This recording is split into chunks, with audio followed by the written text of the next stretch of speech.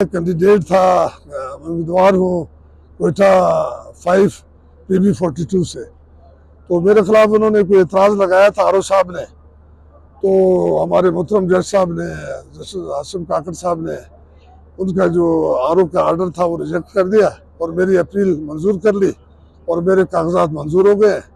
तो मैं अदलिया का भी मशकूर हूँ, लोगों का भी मशकूर हूँ, आवाम का भी मशकूर हूँ। आपके तवस्सुत से मैं पूरे आवाम को बताना चाहता हूँ कि मेरे कागजात एक्सेप्ट हो गए हैं और इंशाल्लाह उम्मीद भी करता हूँ। और बहरहाल फिर मैं अदलिया का शुक्रिया अदा करूँगा कि उन्होंने मेरे कागजात को बड़ी स्टडी किया और स्टडी के बाद मेरी अपील मंजूर कर दी और इंशाल्लाह अभी आगे कंटेस्ट करूँगा और जो भी हो सका है तो बस आवाम का फैसला है, जिसके भी हक में दे मुझे कबूल होगा। Thank you. बहुत शुक्रिया वक्त देने का। बताइए कि जो आरओ की तरफ से ऑब्जेक्शन था आपके नॉमिनेशन पेपर्स जी, पे, क्या फैसला आया अदालत की जानिब से और फैसला आरओ ने जो फैसला दिया था उस फैसले को अदालत आलिया ने रिजेक्ट कर दिया है और कहा था कि मुझे इजाज़त दी कि आप इलेक्शन लड़ सकते हैं।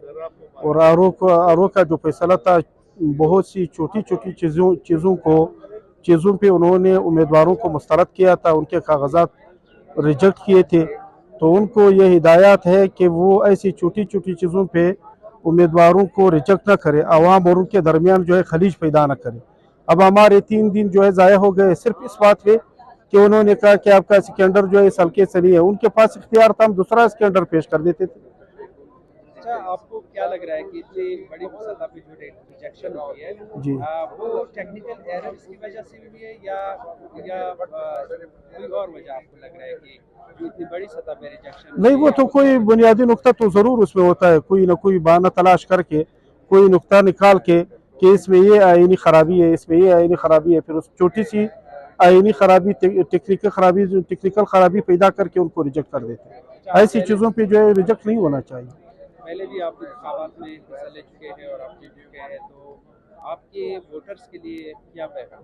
हमारे वोटर्स के लिए पैगाम यही है कि वो हमारा साथ दी। इंशाल्लाह हम अपने हल्के के लिए जब आएंगे, जीत के आएंगे, तो अपने हल्के की तकदीर को बदल देंगे और आवाम की खैर ख्वाही और खिदमत के लिए इंशाल्लाह दिन रात मेहनत करेंगे।